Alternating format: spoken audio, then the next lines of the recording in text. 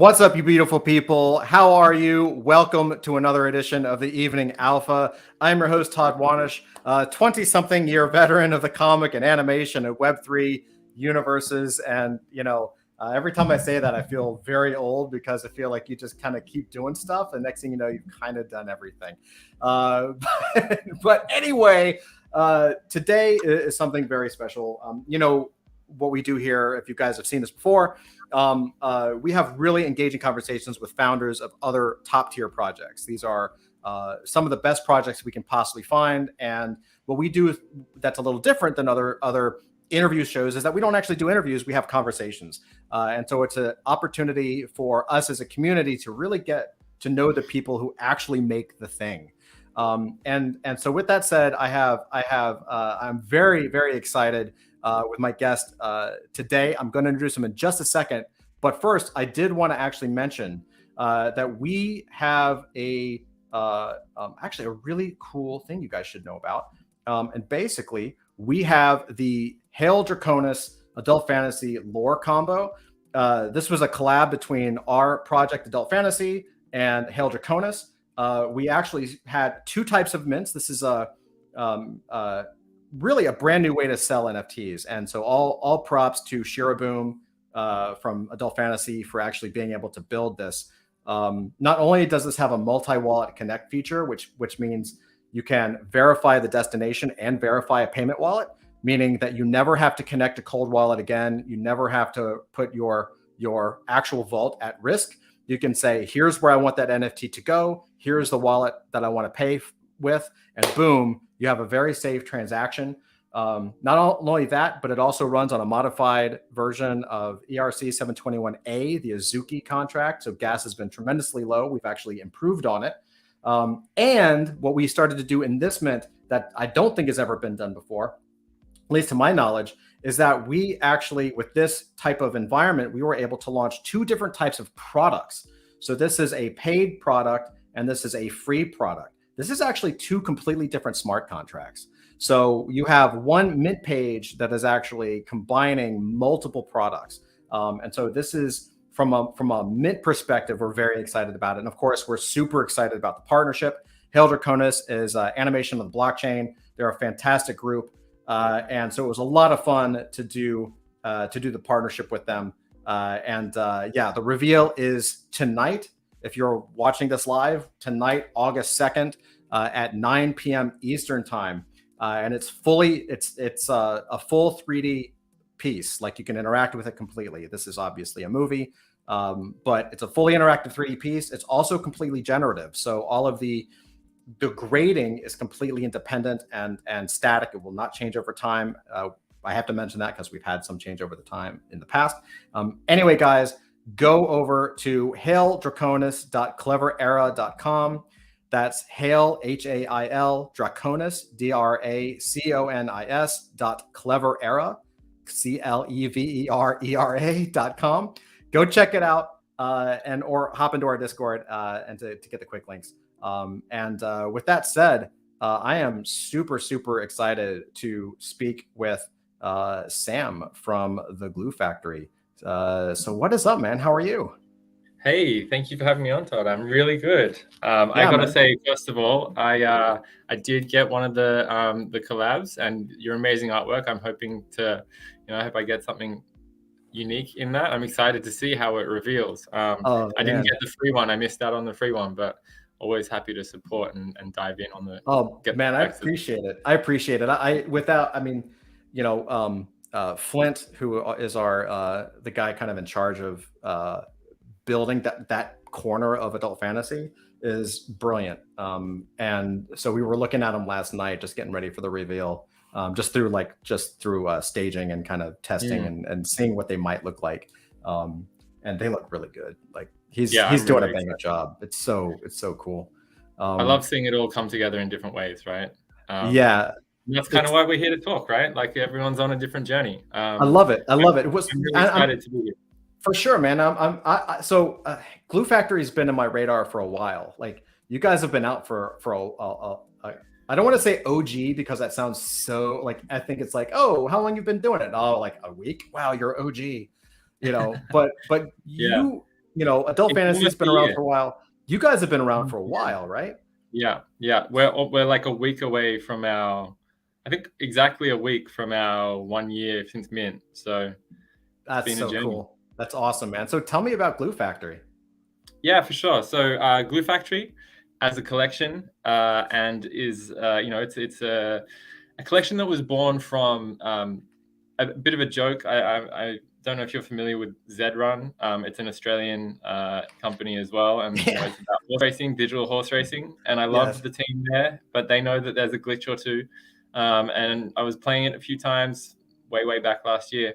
Was making jokes about what happens to these horses if they don't make it around the track, because sometimes they wouldn't make it out of the gate. Right. After some wines with some friends and my wife and some others, we started making jokes about a virtual glue factory. And we, Australians like to make fun of things that are serious. So we thought, how can we go, a little bit weird, get a little bit strange, but also try and raise some money for charity. So we had like a couple of core kind of tenets that we wanted to kind of dive into. It was after, peak COVID period. So I'd been listening to a lot of Conan O'Brien, hearing about writing rooms and a lot of his great times he had creating, comedy. Mm-hmm. So basically it was the Glue Factory is a culmination of how can you put NFTs to use in a good way, tap into community and create an animated series. And we're really excited. Last week, we actually released the 5 episodes of our pilot series. So we released the first episode back in March as kind of like the pilot to the pilot. And now we've released all 5 episodes. And it's been an incredible journey. We like to make jokes and say that we're the first project to claim never to be the first at anything. But I think we were pretty early on in the way that we brought community in on the storytelling journey. And so we basically, what we did through a mutual friend, I was able to connect with some incredible Hollywood writers. John Barinholtz, who starred in Superstore and was also in American Auto, but who also has done a lot of writing. And he had recently sold a show to Netflix called Chicago Party Aunt. And he'd worked with Katie Rich, who was a writer for Saturday Night Live. Jim Wise, who is I guess, one of the real OGs in the writing space since the days of Mad TV. And he also used to write for the Jay Leno Show and all kinds of things. Colton Dunn and Rob Belushi, both amazing comedians and writers. And we were able to put together this incredible team to write a show about abused horses that were being saved. And it was just kind of like one of those things that just, the punchline became the main event. And it's a bit absurd. And the series is definitely very absurd and definitely not safe for kids. So I think the adult fantasy team would appreciate that too. It's always appreciated, yes. Yeah, and so we were able to pitch our community of collectors, set up a whole bunch of writing rooms that were sort of our team of writers went away and they put together a bit of a story arc, and then we would bring for every episode or multiple times. I think there was 7 or 8 in total. We did. And we would be like, okay, we're going to online shopping here. So we don't have Amazon, but what do we got here? And so then the community would pitch ideas on what our online shopping might be called, what the outlets might be called, and what people might be picking up along the way. So a whole bunch of really fun activities like that we were able to bring community together to create. And then we got stuck into getting the show. And the thing with production, with animation and writing and everything is that it's hours, physical humans on the tools creating, and that takes a little while, so it did take longer than we expected. We thought we'd figured out a few ways to really kind of expedite the process, but we wanted to make sure we did it right. And our team of writers were able to pull in some household names, some incredible talent. We've got anyone who has kids or is a fan of animation will probably know the voice of, if not the name of, Tara Strong, who is basically the absolute queen of the animated world. She's voiced everyone from characters in Rugrats to Batgirl, and all the way through to literally, I would say, over 100 characters.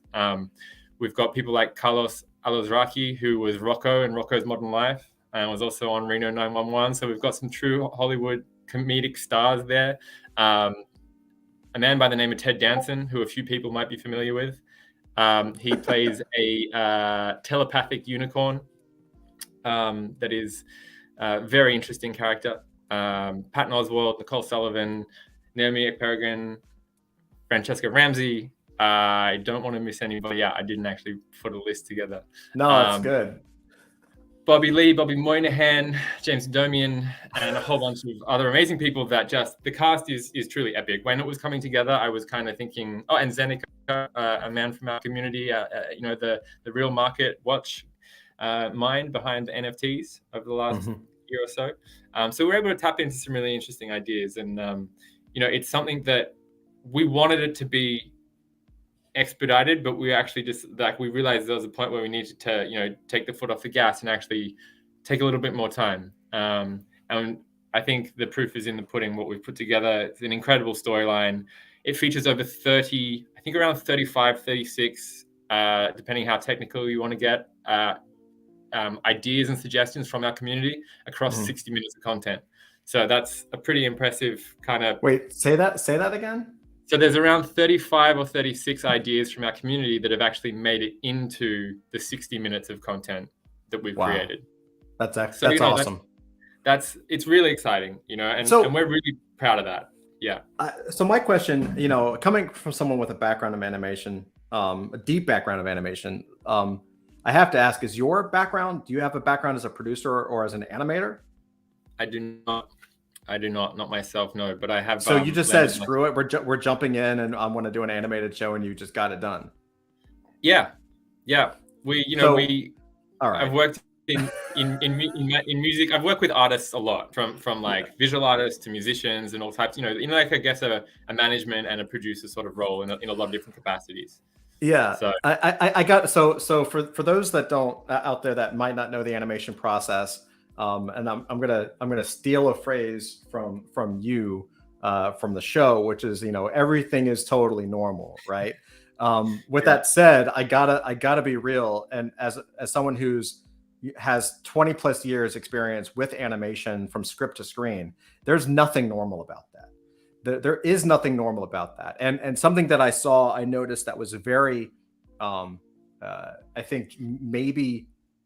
And I could be wrong, but what I noticed as someone who's been an animation director for a very long time is when I look at the Glue Factory and I see the way that you're laying up shots, the way that you've designed characters, the way that the camera is placed in those certain shots, it is thought out in the way that a professional show is thought out, meaning working within a production pipeline with a limited budget and a limited scope in terms of time. You have to be very, very, everything is planned out from the jump. You're like, okay, these are the different shots we can have of the characters. These are maybe we do a 3-camera setup for the main, friends set or whatever. Like going into it, how many standard shots you have. And then per episode, you can maybe add a couple of shots to that so that you have a growing library of backgrounds, but it's not something you set up at the beginning of a trailer or a pilot or anything like that. And so for you to come in and get that done at a high level and roll out multiple episodes, let alone a pilot, right? Because again, for context, the way that animation is traditionally done is there's multiple ways to pitch, but the standard is, here's the production Bible. Even if you wanted to bring it into Web3, hey, Web3 community, let's create a production Bible. Great, we got it. Then we pitch it to Hollywood, or we pitch it to Netflix, or we pitch it to whoever. Okay. Then the next level up is say, well, here's the pitch Bible. We've maybe worked with the community. Maybe we did it internally, whatever. We're going to work with the community, again, assuming it's Web3. We're going to work with the community to create the pilot. And we're going to go ahead and get the pilot done. And hey, yay, we did it. We accomplished our mission. It's almost like every single DAO that's out there. We're going to buy the Constitution. Like, okay, great. Like you get that, you have that one goal, you do the thing, right? And then you go back to Hollywood and you pitch it again. Because now you're like, here's the production Bible, here's the pilot. And we have the audience. That's usually where it would stop.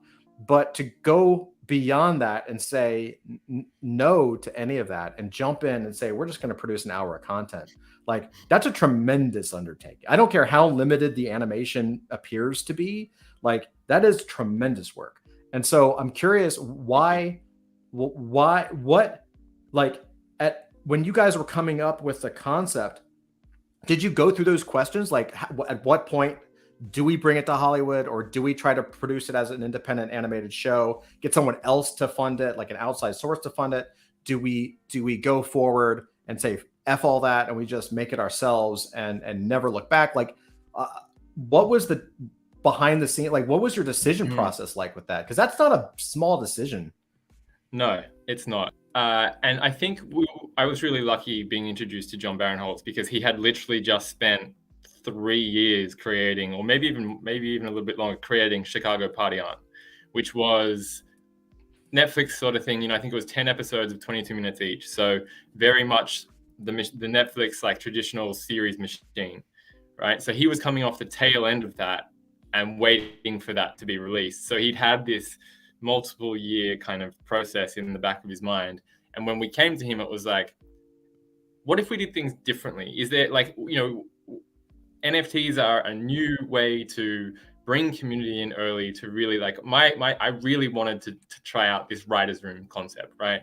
And I really wanted to raise money for horses. Like, everything else in the middle, I was like, what can we do? We can do something amazing. And it took a lot of, pardon the pun, reining in of my expectations of just how we could maybe do things. So John, he had a really good understanding of, all right, this is the collection. It's really weird.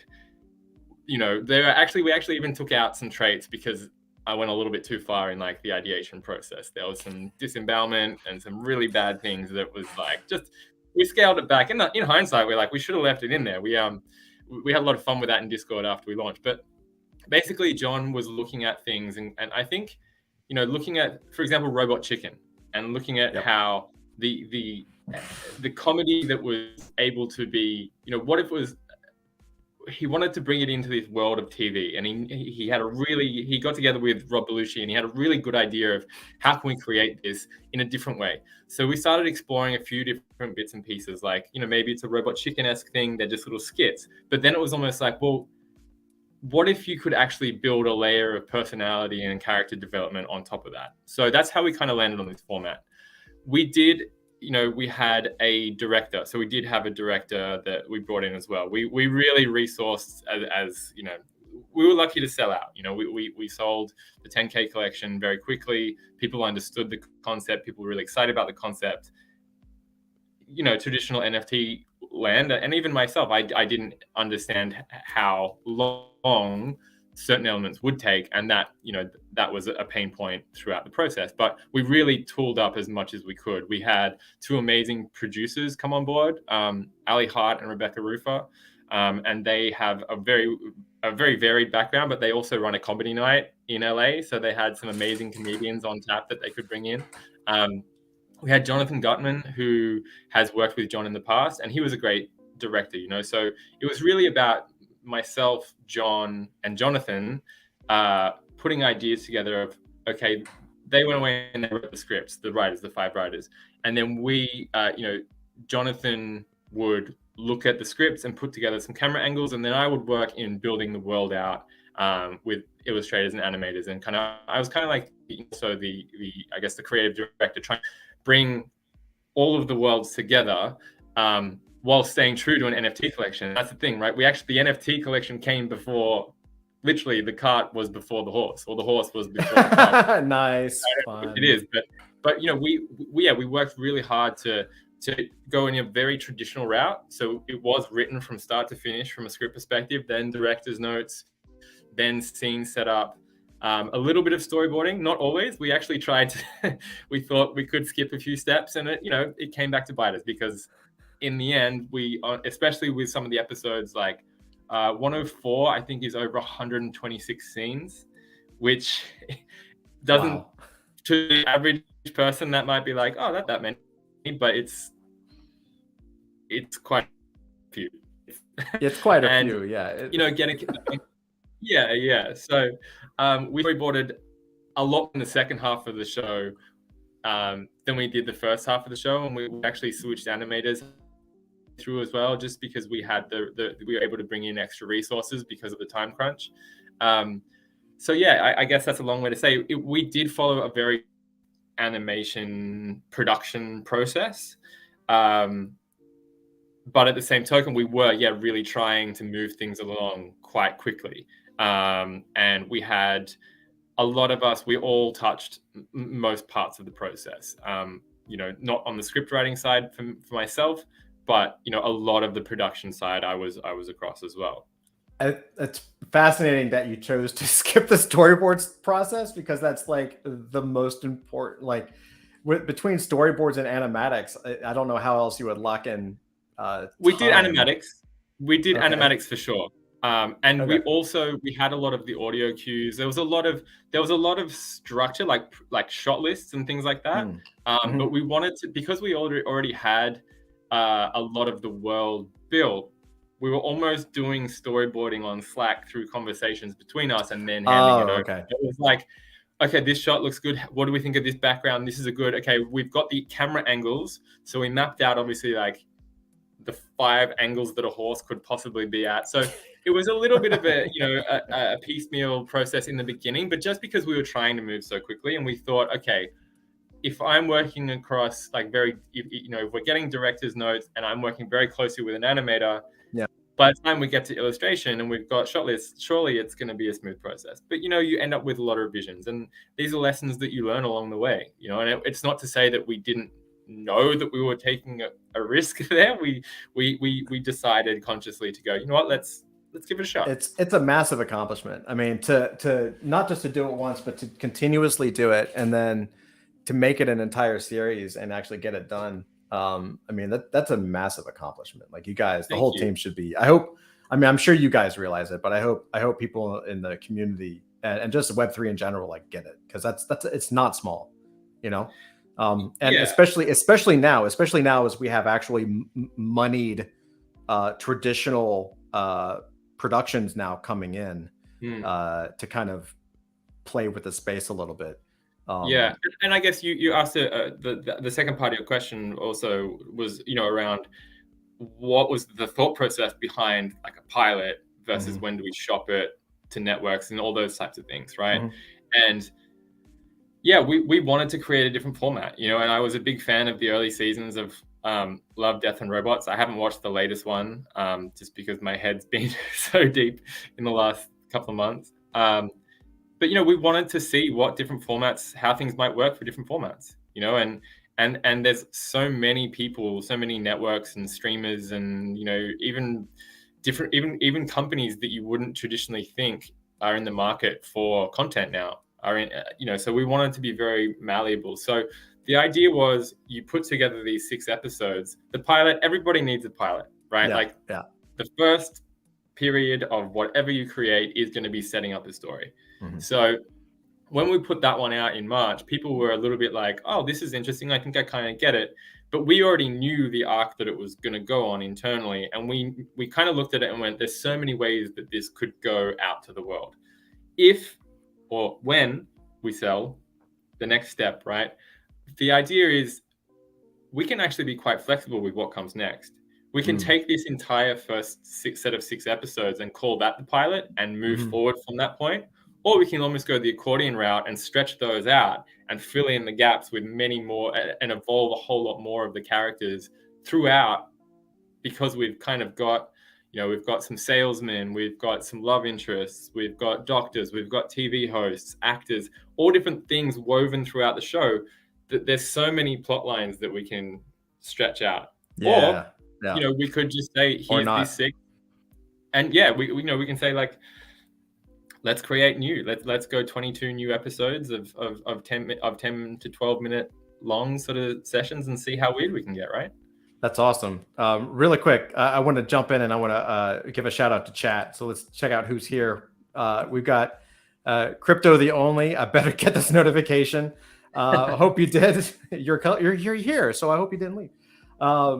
What's up, KG? Afternoon. Welcome. Hello. Mesk85, GM, what's up, man? How are you? Dusty, can't ever forget Dusty. Every time I do, chat gets mad at me. What's up, Dusty? Of course, Dusty's here.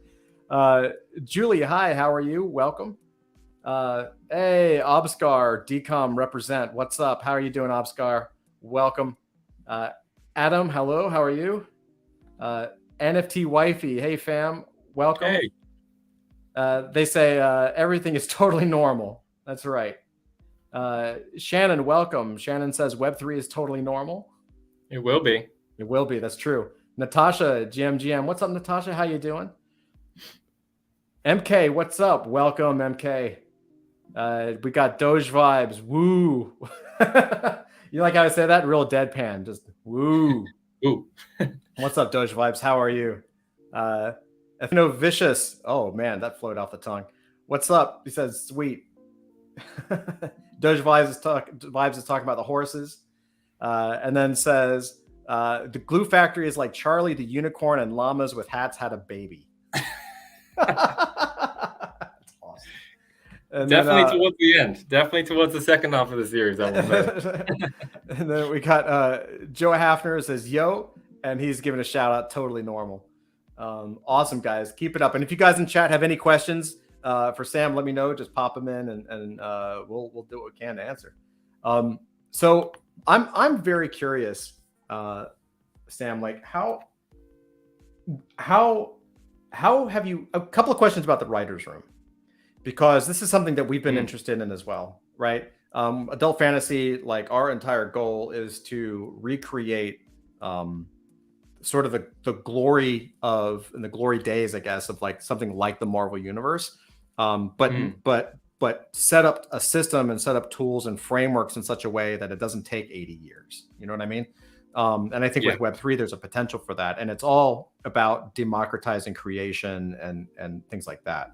And so with you and the Glue Factory, like how do you manage something like a community writers room? Like tell me more about that, like the process, some of the good, some of the bad. Like I'm really curious as to how you guys approach it. Yeah, so we ran it all through Discord, which I think, it was gated. You had to have your, you would get your role by having the NFT in your wallet. We actually had like a legal contract that just kind of, to tick all the boxes, to be like, hey, if you accept, you need to read these terms, basically just to say that we'll use your content if this isn't to guarantee that your content will be used, but if it is, that this is, it's just part of the pilot. All those legal measures. For us, the really interesting thing was, it was just so fun. I guess it kind of depends on how weird and wonderful you let it become. We actually didn't have to tell anyone to tone it back. Like nothing got too crazy or too wild in the wrong way. Everything was like the perfect amount. I think because we already had this collection of horses that have, had varying levels of trauma, and there's like zombie horses, there are Trojan horses, there's ghost horses, there's a zebra that's had its stripes painted on. We got kind of all different types of humor in there. So people were really, so what happened, as I mentioned in the beginning, the writers would say, okay, we're working on something. One of them was, we were originally going to look at having a voice assistant, which we haven't thrown out yet, but it didn't make it into the pilot in the end. But the idea was, okay, horses we didn't know in the beginning how dexterous a horse would become in our show. No opposable thumbs, but opposable hoofs, it seems. So we set up some assignments. It was like, okay, we have some very specific things that we need to find, but we also want to see where people can go with it. So each week we would set up an assignment that would kind of be, there was a brief, and it was like, like I said before, they fall in love with online shopping, because the problem was, the horses have been saved from this utopia, from the mistreatment of humans, and brought to this new utopia. But because they've been around humans so often, all they know is how they've seen humans play out their lives and navigate the world. So it's horses kind of coming to terms with all the problems that people, as new technology comes forward, like online shopping and afterpay and addictions and things like that. So we had a few things like, a couple of episodes, and, the impact that has on the old school brick and mortar stores. That's our second episode, is really focused on, online shopping, essentially. So we would put it out to the community. Okay, we don't want to do Amazon. We want something else. But what are people buying? and the spoiler alert, they landed on Sahara, which, you know, another big landmass, and it kept very well on theme, and we were able to kind of have some fun with that. And then people would, it was amazing. Like, we would ask for, we wanted to set up in a way that we knew we had to pick out a couple of bits and pieces, but we wanted to give people frameworks where they could essentially run wild with their ideas. So we would get the upfront people, places, things, and then have people put these scenarios, bring all that together themselves. And that was something that we kind of ran, and people, it was just great. People were, there was really fun. It was a really fun outlet for people. There were some people that were writers, for sure, you could tell. Other people that just wanted to have a really good time and wanted to, you know, throw all these wild ideas down. And so I kind of became fascinated with that. We're actually working on like some of the evolution of what we do as a business on the Centaur Studio side, which is my side of the business. We're working on an evolution of the community writers room, and we want to be able to, really engage community in new ways, because I think, you know, I saw, I was in a like clothing store the other day, and actually said storytelling is the new black in a neon sign on the wall. And I thought that was just so funny, because so much of what we do as humans is we tell stories, just like we are right now. You know? All of it, everything. And I think there's just so many people out there that would love to dip their hoof into some storytelling, you know, and just kind of, sorry, you'll have to forgive me. It's been a year of horse content. I'm just can't help myself. You know, there's so many stories that can be told, and there's so many people that can tap into creativity, and that's what I'm really passionate about uncovering for people. And I think with Glue Factory, that was a really the kind of like the input that I was able to kind of have in that writing room process was just getting people to, really encouraging people to just put things down, put words on a page, you know, get creative, because you never know what is going to work until you put it out in the open. And not every idea is going to be great. Not every, you need people, stories need to be curated. Right? So in setting up a writer's room like this and doing it through Discord, you mentioned, of course, that you have to have some kind of agreement out there, which makes total sense, right? I mean, we're working on the same kind of thing.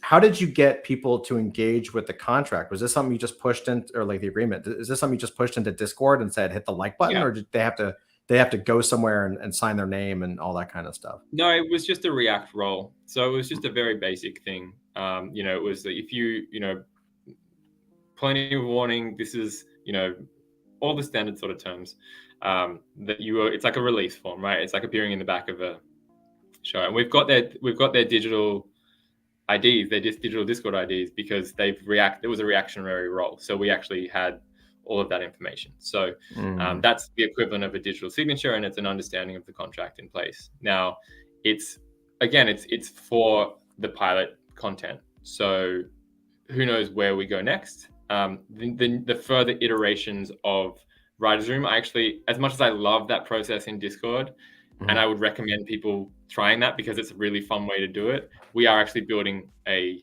platform, like a DApp. So there will be a much more an account, very Web3 account signature style. So now we're talking, because this is something we're actually working on actively. We've been building a DApp pretty much for the same reasons, right? And we've been looking at a lot of the other projects out there in the storytelling space for inspiration and reference, and just seeing what other people are doing. Obviously, you know, all projects are different, so it's not like there's always ever going to be like a one-to-one, you know, direct apples to apples thing. But as you're creating, or even thinking about creating this DApp where the community can kind of come in and officially work on, you know, kind of offer their ideas, like what are, just as a brainstorm, because I'm sure it's still in the ideation phase a little bit. It's coming. It's in the build phase now. Yeah. Okay, awesome. So like, what, if you can, I don't know, and of course if you can't, I totally get it. But of the things that you can talk about, like what are some of the things you guys are thinking about or implementing that somebody coming in could get to play with? Sure. So one of the key things. Oh. And Sam froze. Oh, right to the crux of the question. The crux of the question. All right, we'll give him a second and see if he can, see if he's like able to hop back on, or maybe it'll catch up. I hope you guys can see me. Sometimes our internet is crazy. Am I back? There you go. There you go. Hey. Weird. I just answered for you. It's totally fine. I said it was 100% official. It's on the record. You're totally, locked in. So we're good. We're good. Everything's fine. Yeah, there's a lot of different projects doing it in a lot of different ways, and one of the key things that I believe in is like people telling their stories and telling it almost for themselves first and foremost. So one of the things that I'm working on in this next evolution of storytelling is telling a story using assets that are your own ideas, but almost like having, I guess you could equate it to like the old school sketch detective sketch, like come in and tell us what they look like, and you'll have a professional criminologist sketch person, right? So imagine that, but just with a little bit of time decay. So the idea is we're like going to do some writing rooms, and then we're going to have some assets created, so we can paint a world that users can create along with us, but it's not necessarily for us. It's for them. It's for them to build out their own worlds. So the key difference, I guess, between where we're going with the next evolution is around there's going to be more, I guess, open IP. With Glue Factory, we retained the IP because our core mission was to essentially be like this conduit between creating in Web3, but taking it out to the masses through the big distribution networks. Because I think that's the biggest, completely off topic, but I think that's the biggest disconnect right now. There's so many great things being created in a decentralized way, but the distribution networks aren't there. Yeah. And we're all fighting for attention. Like on every single social media platform is getting harder and harder to get distribution on. Views, comments, likes, everything is harder to come by. So we wanted to kind of create something that shows that you can do amazing new things, but ship it out to the world, hopefully, if it sells, ship it out to the world in a traditional way so that we can say people fall in love with that content, and then they look a little bit deeper and realize, oh, hold on, that's being built through new ways. So that's our kind of core mission. But moving into the next phase of storytelling, the goal is to almost work with people to tell their stories for them and curate as we go to try and collaborate and bring new stories to life, if that makes sense. Yeah, that makes a lot of sense. We've got a couple of great questions in chat. So KG says, Sam, besides the awesome charity for Red Bucket and being able to contribute to the writing utility, can you explain the Talent Fund reward for GFS holders? Sure thing. So basically, this is like one of our key kind of value propositions. We wanted to reward our holders for collecting a variety of horses. And when we went out to mint, that was the kind of key thing. It was like, if your horse is featured in the show, then we would have rewards, almost like a talent fund, right? But then we ended up using all of the breeds of horses in the show. So everybody is going to get rewarded. So what we're doing is we're actually running a range of distribution events. Now, the first one that we're doing, there was a snapshot taken just before the show was released, which basically looked at how many horses were being held by our collectors and how many different breeds they had to attain like a kind of like a collector's score. Now, what we're doing is our first distribution event is kind of like a market research activity. And we see everything that we're doing here is, and as I kind of touched on a minute ago, everything we're doing here is creating in a new way with a community and then trying to get out through traditional distribution networks.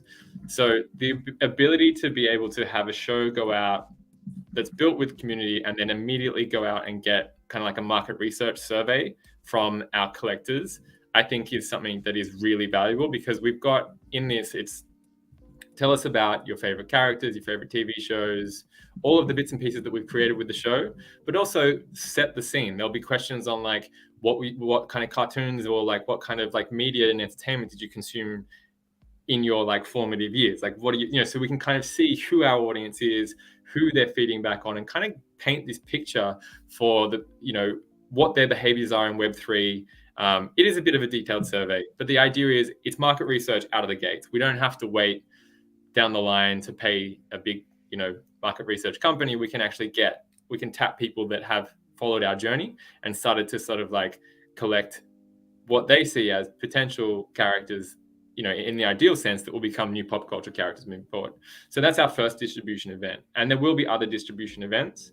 And we're basically using this talent fund to reward our holders for actively helping us improve our offering and improve as a business and entertainment studio. So just so that I'm kind of taking notes here, because I want to make sure I kind of understand this. So you're creating you have a talent fund, right? Yes. And you have, totally makes sense about the collector score. We have something internally very similar. And you say, okay, here's what people hold, so we can kind of see what's popular or how things kind of break up. And so you're creating, and I don't know if I completely have this piece together in my head, but you basically have a market research survey that is going to be, is that the distribution event, or is it tied to a distribution event? Yeah, so it's tied to a distribution event. So basically, since we minted, we've been collecting 2.5% of all our revenue in ETH to hold as a reward fund to essentially set the talent fund. We called it the talent fund just because we wanted to say the horses are the real stars of the show, right? And so the idea is that this is to incentivize people for taking part, for being a part of our community through a system of rewards. And this first event, to put it in its simplest form, it's a market research survey. So basically, everyone who fills out the survey gets a percentage of that talent fund for taking the survey, which is very standard. Yeah, we've allocated we allocated 50% of the talent fund that we collected so far, and that will be part of the first distribution event. And then based on the collector score determines the sort of like how the reward is distributed. Very cool, man. And so basically any holder can take that survey when it's time. Yes, as long as they were in the snapshot. In the snapshot, which was the day before the show came out last week. Damn it. I'm just kidding. That's awesome. That's really cool. I like the way you're thinking about that. Very, very, very good. That's very cool. Thank you. Doge Vibe says, here's my question. Will there be Glue Factory merch? Yes, we are working on some. I put forward a few ideas that our team thought were a bit too extreme, so I'm going to tone those back. There's a few scenes that revolve around, it gets a bit weird. So I always like to go with the weird and wonderful ideas up front, but some things apparently weren't fit for a coffee mug, so we've scaled those ideas back. Says who? Come on now. Exactly. We are working on some merch, and we're working on. We actually did we had a short run of a short run of collectible toys made with Ism Toys. And that's just been we went back and forth a little bit, got some revisions on those. So they're ready to go. We've just brought in a new community management team who are amazing. Shout out to CGM. We are going to really start ramping up. Now that the show is live, we've got a whole lot of activations that we're planning to really get more of the glue out to the world. And that does include merch, yes. Awesome. So there will be some printed merch as well. So there's a whole bunch of stuff that exists within the show that we would love to, like we said, we want people to feel like they're a part of something early, and we want posters on people's walls. You know what I mean? We want want 100%. fun stuff coming out, because I love a hoodie as much as the next person, or a hat. And I've definitely got plans for hats. But I think posters are something, like the tangible collectibles. I think there's something that untapped. I used to love posters, comics, like all this stuff used to be on my wall. Like I had like my wall from the time I was 12 all the way through until fairly recently. Was like my walls were, I had comics all the way up and down the walls. And then in special areas, just like old school, like classic posters. So good, man. Why not put them on the walls? Like it's that's what they're for, and it's great placement, and they're fun to look at, and especially I think if you're involved in it, which is a very new concept. When you had the Punisher or the Spider-Man, or I don't know, Cable and X-Force or X-Men, whatever on your wall, it was because you like the artist, or you like the art, or you like the story, you like the book, whatever. I think still early days on this, but I do think it's going to be a completely different feeling when you have something on your wall and you're like, I own that, or I took part in that, or I helped make that thing exist. Right. Yeah. That's a very different feeling.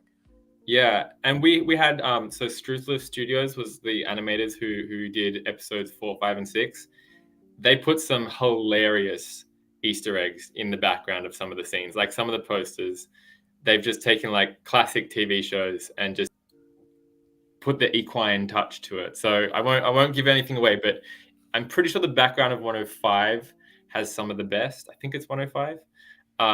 There's some really fun stuff in there. So I'd love to get, because their work is just incredible as well. I'd love to get some of those out there. So there's going to be some fun ones like that we're going to get on short runs of merch distro for sure. That's awesome, man. Every good project needs good merch, like legitimately good merch. From we actually did good projects. We did a when we first started, we did a collab with like a political cartoonist called Unfortunate Portrait. I don't know if he'd like to be called a political cartoonist, but a lot of the stuff he does is quite political. And it's very like lo-fi, hilarious sketch style stuff, a little bit like stoner comedy type thing. And it was called On My High Horse, and it was a horse sniffing glue. So we did have a run of those out there. There's a whole bunch of early holders got hold of those. But yes, there is more coming for sure. Awesome. That's great to know. Dusty says, question from our Discord from Serendipitous. The glue factory also has other useful benefits, like owning multiples and different kinds of breeds. It's incredibly interesting. And then she says, could Sam talk about this a little? Yeah, so that's on the that's to do with the talent fund, in terms of the owning the multiple different breeds. So for example, in the snapshot, if you held, I think the tiers were 5, 8, 10.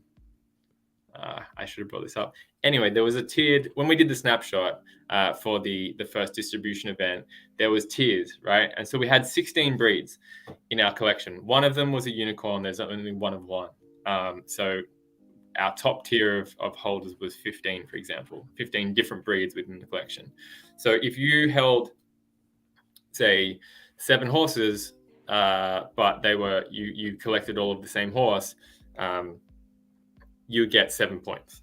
But if you held a range of horses and you had a range of different breeds, like you've been busy collecting a whole bunch of different ones, then there was a multiplier, and that kind of went towards the collector's score.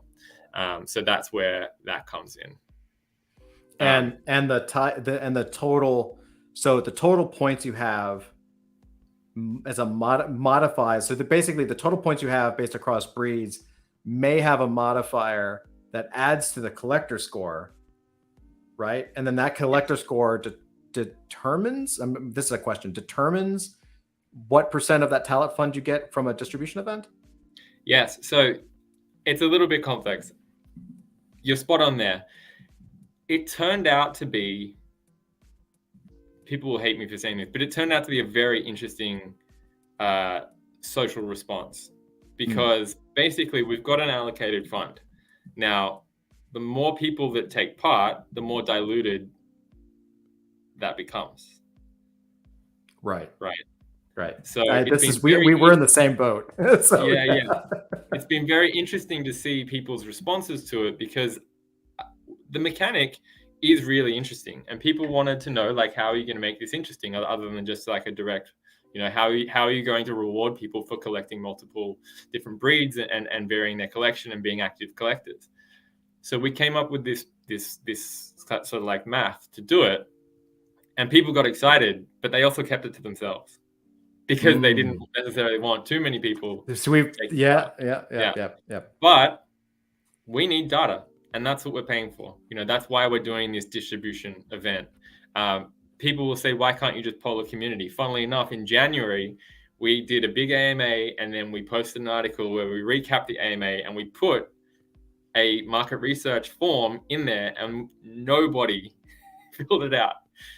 And it was like, we told people we were doing it. We told people it was in there. It's social economics, right? Like some people they don't want to read articles, or they come back to things, or whatever. But so for us, understanding how our collectors engage with our episode, or what they think of our episodes, whether they engaged or not in the writers' room, and if they didn't, why, and if they did, why did they like it? What other projects are they looking at? What do they like about things? All of these bits and pieces that we can gather. That's incredible information at still such an early phase. As you say, like, I don't want to say, oh, geez, but 1 year in to some people feels like an eternity. Yeah. But you can attest you've got an incredible history of working in the creative arts, and 1 year is, often projects take several years. Yeah. You know?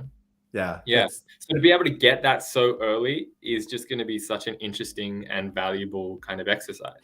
And it's reusable, right? Like, I'm sure you guys have thought of like, okay, well, if we have this survey, certainly we can do it as a distribution event now for the early people, but there's no reason why you can't bake that into a DApp for some kind of bonus reward or something later on as well, so that you can continually get, especially if it's a good form, you can continually get that feedback as new people come into the system.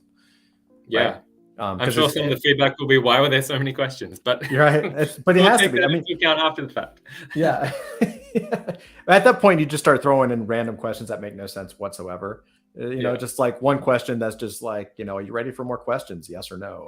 You just kind of go into the next, you know, you make a joke out of it. You know, tie it to the comedy of the brand. You know, yeah, that's really cool. I like how you're incentivizing it, and you're right. You have to. You absolutely. I mean, and this is also how normal surveys are taken anyway. You know, people get paid to take surveys, so why not replicate it so you can go ahead and do that market research?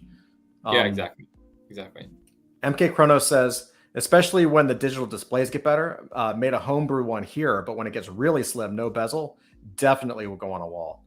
Yeah, I think I have a daydream of doing that myself with like all the adult fantasy NFTs. Just have them like kind of spinning in a nice rotation, and just have, you know, just like a running wall of it, like a hallway where there's just a couple of like really cool NFTs that I love on this side, some of ours on that side, and just like, I think that's the future, right? 100%. You know, when we launched, we did a collaboration with Nifty Slabs, a great company out of Brisbane that put the NFTs in like the old school card collecting slots. So they weren't animated, but they were done in like a really nice collectible way. And we, for better or for worse, we decided to buck the trend of PFPs, and we did like full scale horses. So, like full bodied horses. So they actually look amazing in these slabs because everybody else's looks cropped to squares, but ours are rectangles. So Twitter Blue didn't like it, but the slab looked great. Right? All hindsight, right? But yeah, I would love to. Like, I think that there's so much that we would love to, you know, like infinite objects. As you say, as it gets better and as the displays get more interesting, there's some really fun things that you can do with animated content, right? Mm-hmm. There really is. I mean, it's kind of endless what you can do with it, especially if you're thinking about it from the jump, you know? Yeah. Let's see. Crypto, the only, what's up? Glad you got here. It says, I'm watching episode 4 later with my girlfriend. I've rewatched 1 to 3 several times. Very well put together. I really like the first episode. The Roll Girl is awesome. And then they say, I picked up 6 horses since I came across this project a couple of weeks ago. And then follows up with, and I did that because I see how professionally done those episodes are. I'm into the gimmicks, Deadhead, Stoner Cats, and Glue Factory show. Awesome. Those are all top tier projects in my opinion. So thank you very much, Crypto the Only. It's an honor, really. Like, you know, it's just so exciting to be a part, like to call so many of these great projects, and like, you know, adult fantasy as well, and Hail Draconis, like to be able to call ourselves contemporaries with people that are really trying new things in new ways. And you know, I would love to know more about like what you guys have done in like the most recent sort of project with Hail Draconis. If there's we can jump in. Of course. Yeah, like the technology I love the concept of the collector, the aging nature of it all, but like really, like your work is so fantastic. I really just love the interpretation of the work from Hail Draconis. And yeah, how did that come about? Oh, I appreciate it. really quick, I don't want to make sure Wormcat knows I didn't skip him. He says, as someone who gets paid to be in focus groups, I totally get that behavior.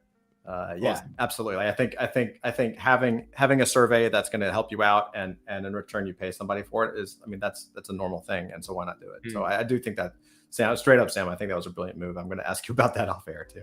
Thank you. But, sure. Yeah. So I, back when, so specifically with Hail Draconis, one of the things, so we had been talking to Hail Draconis.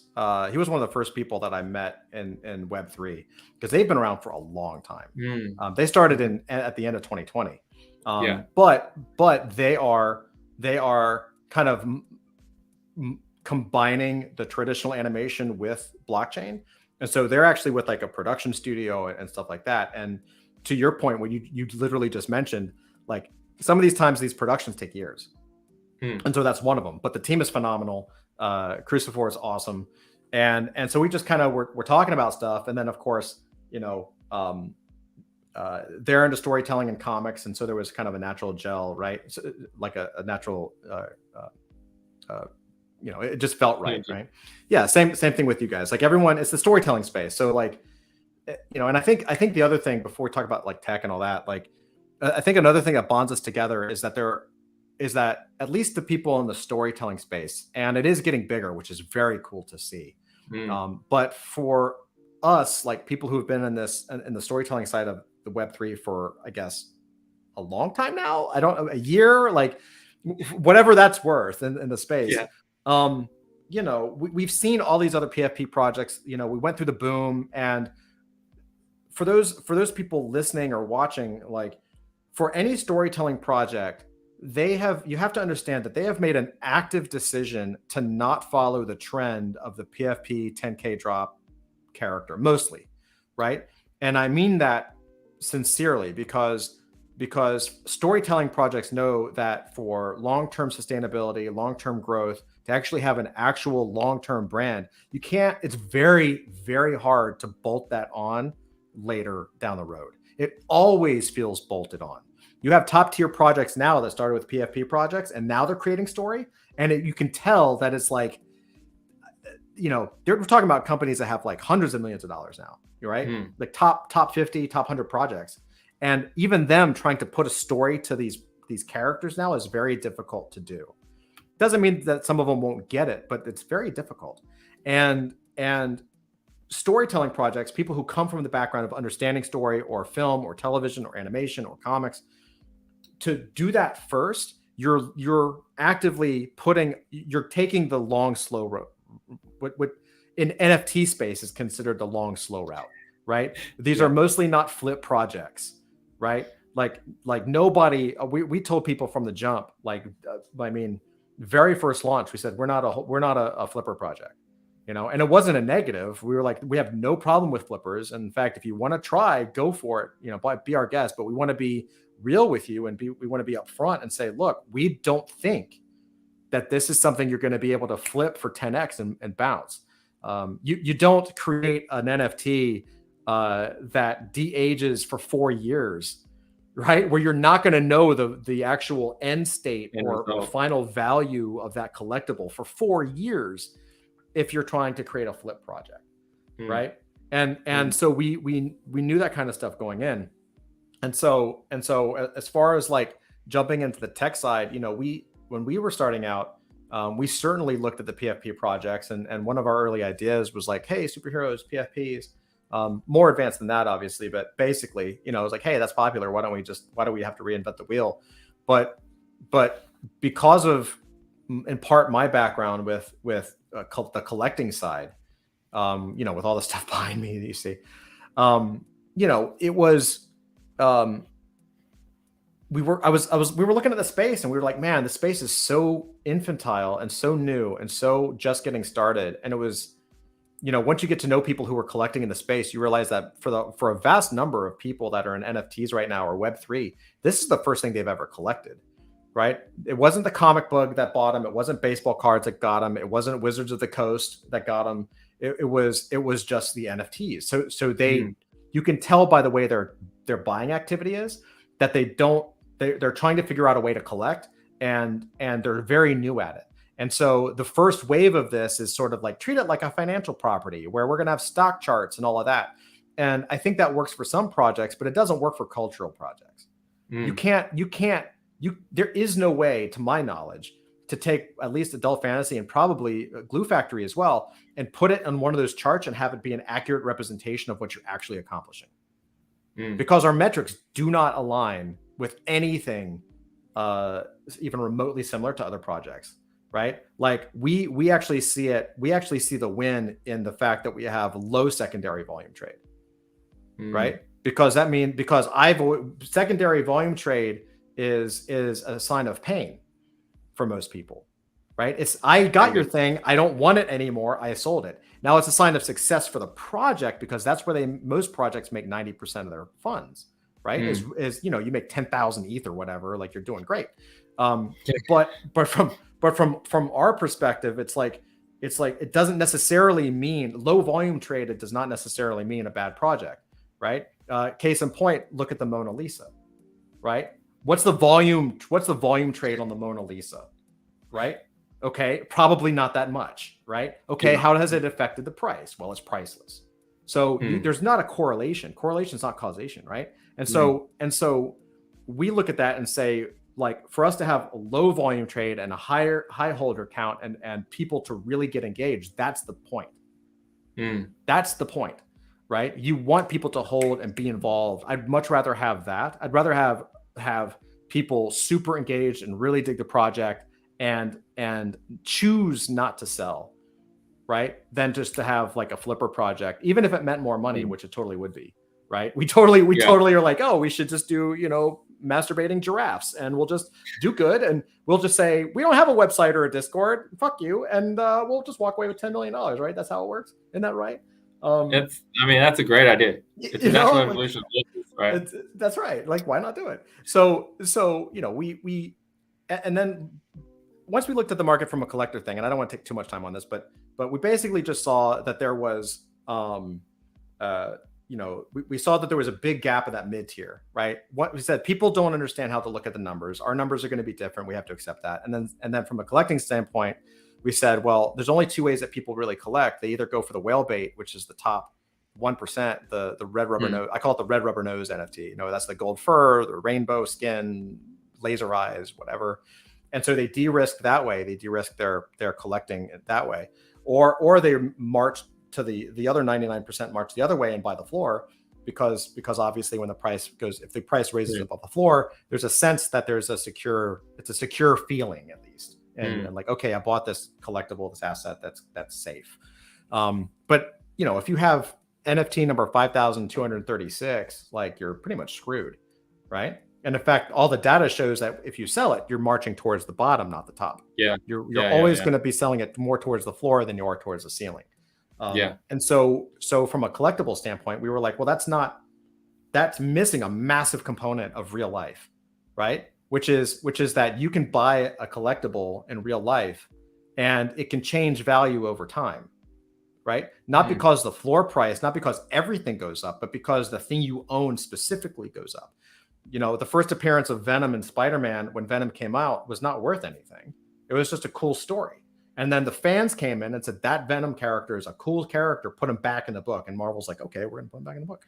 And then all of a sudden there's t-shirts, and then he's in a game or two. And then all of a sudden there's an animated show with him in it. And all of a sudden there's a movie. And now that original appearance is worth hundreds of dollars or thousands, depending on the condition and everything else. Yeah. And so we said, why not have a mechanism taken from IRL that can actually take that piece and move it?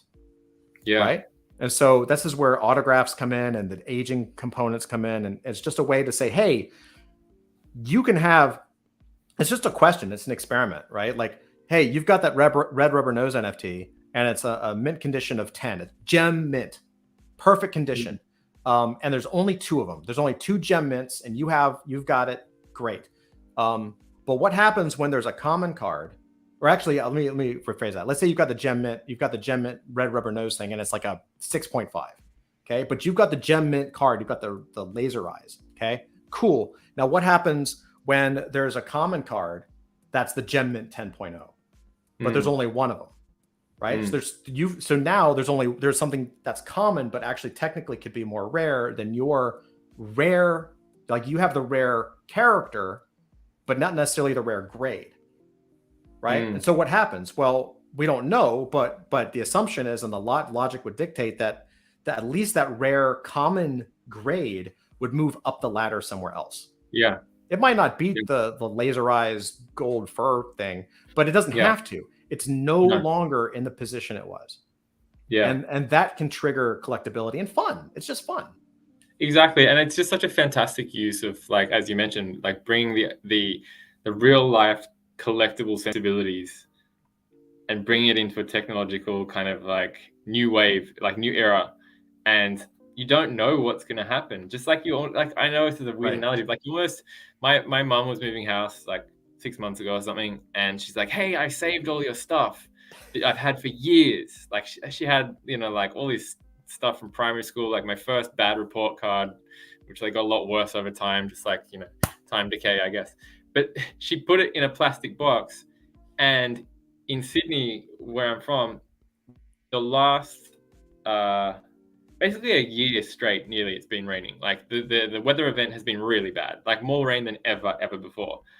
And she did everything right, except what started off as like a plastic kind of crate got a little crack in it, and a year's worth of trickle down effect. And all of a sudden I opened this thing up, and anything of metal was just like all rusted and busted. The CD cases, like my first CDs and all that kind of stuff, are all like, like not melted, but like, what I mean, like the diaphragm, they're all wavy. I really appreciate this. I'm so sorry I have to show basically all of this out. Like it's all, it's like you never know with collecting. There were things in there that hold sentimental value that didn't make it through, right? But then there were things that were not as sentimental, but that's what I've got left, and that's the best condition. So I'm like, hey, that now takes place in my collection of, I remember that. I'm like, why? My wife was like, why did you keep that? I'm like, oh, well, I mean, it's all I got now. I can make up a story, right? No, there are different moments in life we find attachments to things. That's what the beauty of collecting. Like, there's like NFTs that I've collected that I'm like, yeah, I just want to, grab 5 of something. It's like a nice, like, supporting some friends of mine that are like, other storytelling projects, and I don't know what I'm going to get out of it. I want to support them, and then I get something in there. I'm like, hey, I love this. Like it doesn't, to me, it may not be rare, but it's like, this is fun.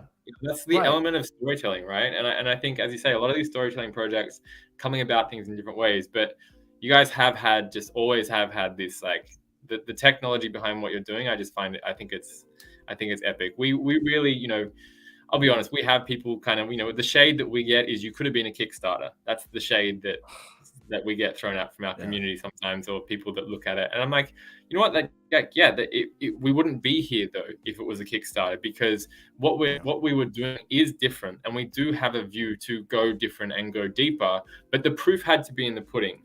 We're almost, and we say to these people now, and it infuriates them beyond belief, but we're like, this is still just the pilot. This is like, from an entertainment product perspective, we are now shopping this out to a new audience, which is the big dogs with the big distribution networks, right? Mm-hmm. But we have now got a year's worth of understanding how the space moves, how people interact with storytelling projects, the different opportunities that exist, the different demands, and all of the learnings that we've got. I hate saying that. Like, I know that it's because it's been tainted by a few different people. But what we've been able to achieve, and the fact that we can turn around now and say, hey, we have 35 community, like, ideas and inputs, and we did some artwork competitions as well. So there's like some great artworks from some of our community members in that made it into the show. Mm-hmm. We now have this in 60 minutes of content. Almost every 2 minutes on average, there is content. People don't create content this way. That just hasn't really happened ever. So that was our first foray, and we want to be able to push forward. And I would love to chat to you offline about, like, what you guys have been doing and where you guys are going, because I just see that there is, like, the storytelling space is just going to be so exciting in the next 5 to 10 years. It's the best place to be, man. This wasn't even a thing when we started, right? Like when the Glue Factory started and when we started and there was only like maybe 2 or 3 projects that were like doing anything with storytelling, and it wasn't like a storytelling space. And now I see more and more projects being launched and coming in and taking the mantle, and I love it. I absolutely love it because it's something that needs to happen. It's going to happen. Any project that comes in now is at the forefront of it. Yeah. You know? It's up to us to define to define it, you know?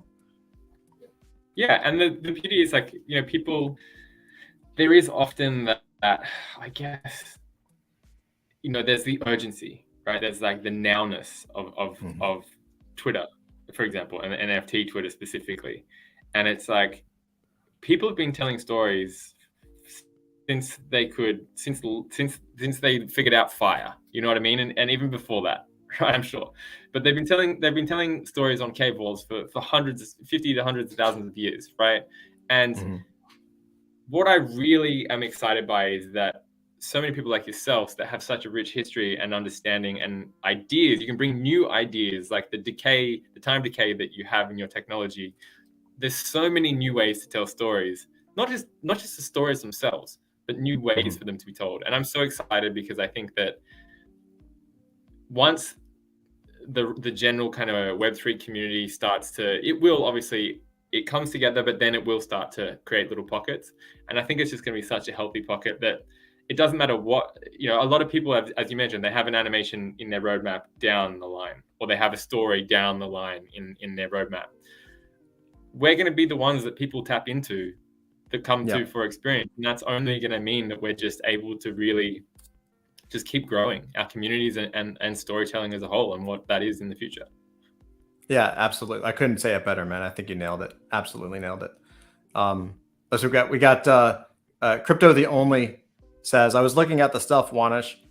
Bet you got some epic stuff back there. Yeah. I've spent a lot in my life. This is what every time I look at this, I'm like, man, I could have been going out and like on dates in high school and college and stuff, and instead I was just like buying toys and comics and grabbing them. I mean, this is just the backdrop. I got comics over here. I got, it's crazy. Yeah. Crypto says, love the alpha here. Awesome. It's a great conversation. Jason Underwood, welcome. He says, hey, y'all, just snuck in. Welcome, Jason. Always good to see you. Absolutely. MK Chrono says the stand pick says it all back there. Yeah. Yeah. Everybody, this is actually from a prop when I was at Marvel. I got to work with Stan while he was alive, obviously. And so I do have pictures with him that I haven't never put up, but this was actually from a prop, something while I was at Marvel. And I still, to this day, one of the reasons I keep it there is because like I've had so many people over the years say, oh, is that a picture of your grandfather? And I'm always like, yes, yes, it is. Yeah. Please do me a favor and tell his family that his grandson would like to speak to them. Hey, I think I might have been missed out along like a couple of togethers recently. I'd like to jump in, Yeah, that's right. They're not calling me. I don't know why. Please help. Awesome. So I guess. So what is next for you guys? Are you like you've got 6 episodes total? I mean, 5 plus a pilot, 6 episodes. Like what are you doing? What's the next phase? Are you continuing with the? Okay, so we know we're doing the DAP. Are you continuing with the animation content? Like what's on the next step? Like stage 2? So we've got the first distribution event. So the market research that's going live this week, at the end of this week, and that'll last for a little bit, a couple of weeks to get people time to kind of sink into the episodes and provide the feedback. We then are we're opening up the writers' rooms again, and we're going to do some bonus content. Because now that people can see the story arc of the show, I won't give it away at the end, but part of it is, that Stanley and Brian love to watch TV. They love to watch things on TV and then go and do things. So we're going to reopen the writers' room, and we're going to give our community the chance to pitch some new ideas for what might be on TV. Previously, it had been a bit more esoteric, kind of like world building stuff. Now we want to give people the opportunity to actually, like, you know, punchy little, let's write some comedy together, right? Let's get a couple of things in there. And so we're going to be doing that, and I think that's going to be a really fun experience. It's going to be like it's not going to be going to be like, you know, bonus content, but there'll also be the opportunity to kind of like workshop the ideas that people are putting forward, and then also there'll be like some guest voice opportunities. So we're going to get this bonus episode together. And then, the idea, obviously, at the same time, we've got our reps and our team kind of working to get the pitch together, get the production Bible and the story ready for jumping in front of, it's ready. It's been ready for a while, but getting out in front of the right people. So that's going to be really exciting. So we're building this DApp essentially that is a bit of an evolution. And we've got a second property that we've kind of been building in pieces with the community. It's called Space for Horse. The F and the H are both pronounced. Neither of them are silent. Kind of like Star Trek, but for horses. Yeah, that's great. And we're working with Throughful Studios, who are they're hilarious guys. They're amazing, hilarious team of guys and gals from Australia. We kind of put that on hold as well, just because we want to really narrow in on the Glue Factory production and process. And again, so that we could get that out to the world, so we could show to people, this is how we want to tell stories. This is one way we want to tell stories. Mm-hmm. But the proof being in the pudding. Okay, now it actually is quite funny, and it is something that people can see evolving. We didn't want to necessarily have get too far down the line with Glue Factory until people could see the finished product for Glue. But we will also use the DApp, the storytelling DApp that we're working on to tell this, to build the story of Glue Factory. So it is a completely different property. It's not like a spin-off or anything. The only relevance is horses. But I don't know where this fascination with horses came from, but it's here now and it's going to stay. And so the idea being that we will create this with our community, and a lot of the things that, you know, that we would have potentially done differently with experience under our belt in Web3 now, we'll be bringing some of those kind of new ideas to how we tell these stories with our community. Oh, that's badass, man. And that's pretty amazing. I like that you're spreading out, you're not stopping, you're actually elevating, and you're refusing to kind of stay the same as well, right? You're like, okay, did that, next up, let's take it to let's go to the bigger stadium, let's kick it up a notch. And I think it's really important to sort of identify where, like, you know, we know, as I mentioned before, we know that the space can have certain expectations at times. But now that we've got our product out there, we hope that people understand, like, hey, focusing on certain aspects of NFT land, they were going to take away from the time and effort that we needed to deliver the best quality product. Yeah. But that's not to say that we haven't been listening and watching and looking at how we can evolve and apply things. You know, if the show sells, we are obviously, if the show sells, we are at the mercy of the buyer to see how big it gets, how involved it gets.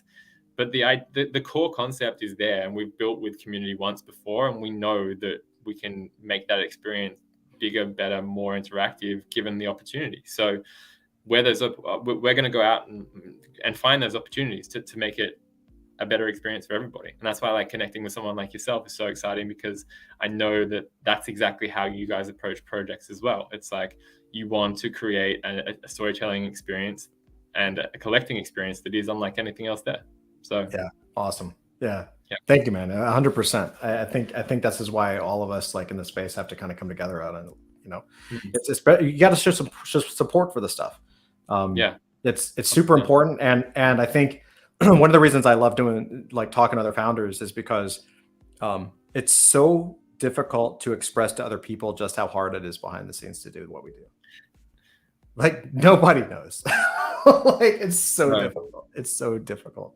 Yeah. And I mean, that's a whole nother conversation, you know. It's like, it is hard. It's really hard, especially in a creative sense. I know it sounds cliche, and I'm sure you know it all too well, but for people out there are very different parts of our brains and our psyche that are needed to activate to address different parts of the process.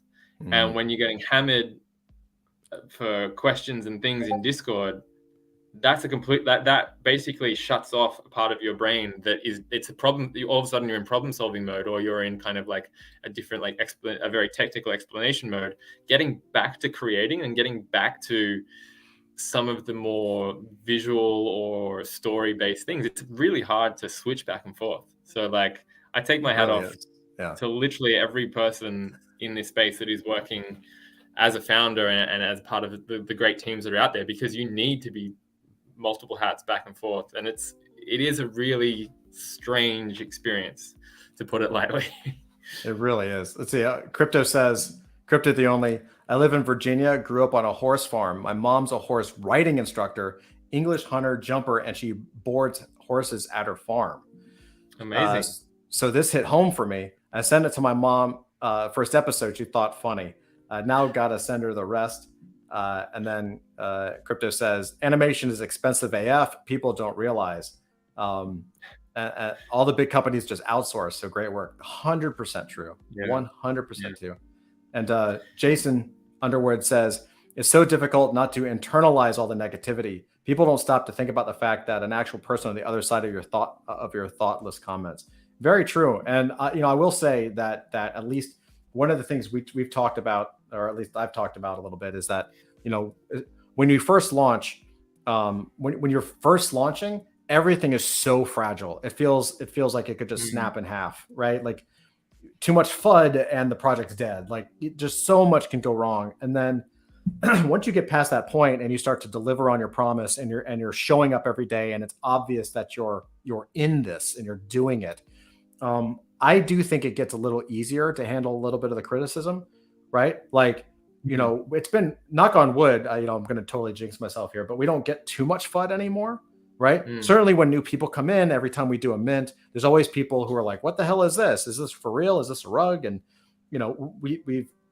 we do this every day. So it's pretty easy to defend against. But there's also, because we do it every day, there's a level of confidence now that we have where it doesn't really phase us anymore. If that makes sense, right? Yeah, we've got that jade or that skin up where we're like, oh, someone's being rude, but that's fine. And we're super polite and professional. We try to help that person out as best we can. And most of the time they're super cool after you get past the WTF moments. That's it, right? And like you said before, like the storytellers like storytelling projects are, they're just not there for flips, because if there was a storytelling project that was able to be flipped in the ways that some others are, that project would have had to have been in development for multiple years to get to a point, and it would have been like, that is no longer really a storytelling project. That's the end result of a storytelling project, right? And I think it's a really interesting thing. We are people on the ends of these avatars and on the ends of these Discord channels, and I think it is really hard to, also because you want people to have an enjoyable experience and come along for the ride, but it's hard to get people to understand that the journey is longer than a week, than a few months, and we know a year is a long time to some people, but as you know full well, like we are really just getting started, and that's what I think is really exciting about the opportunities that exist, and I think you're right, resilience builds up over time. There are still sometimes sometimes there's a couple, some things just hit differently, it's sometimes like, if I don't check my phone 30 minutes after I wake up, because I couldn't do with the spikes in adrenaline, and like it's really can mess with your body's like natural patterns, sleeping patterns, and your creativity. So yeah, that's true. Don't get me in the morning, folks. Yeah, it's true. I'm not going to see it anyway. Sam, this has been an awesome conversation, man. Thank you so much for taking time out. So before we pop off, like where can people get a hold of you? Where should they go to find out more about the project? How do they get involved? Every handle is Glue Factory Show. So it's gluefactoryshow.com is the website. We've created a fun little media player, which is actually the lounge room of Stanley and Byron, which is actually the lounge room of Monica from Friends, because they love Friends. So they got to choose the furnishings for their apartment, and that's what we got. So yeah, gluefactoryshow.com. You can watch all 6 episodes there. You can find out more about the project, our writers on some of the other pages. Our most active space is Twitter, at Glue Factory Show. We also have Instagram, and we're, we have TikTok too, but we need to give it a little bit more love because it requires a very specific set of attention. So that's where we are. Obviously, Discord as well. We have a link tree on all of our platforms, so you can go to our Discord via those links. And yeah, I mean, again, not safe for kids. There's some very adult themes in our series, despite the lovable sensibilities of Stanley and Byron, the main characters. Well, everybody, go check out the Glue Factory. And Sam, thank you so much, man, for giving us insight into the Glooniverse. Hey, hold on. This is it. We're going into space now. I'm just saying. This is it. Glooniverse. That is new. I'm into that. Let's do it. Yours. Take it. Go. Much. Sam, thank you, man, so much. Of course. It's such a great conversation, and thank you to everybody for dropping the questions and dropping by. It's been a pleasure. Absolutely. And everybody, thank you so much again for coming to Evening Alpha. We're here multiple times a week, and we love hearing from you. So tune in next time, hop in Discord, check out Glue Factory. And with that, we will see you guys next time.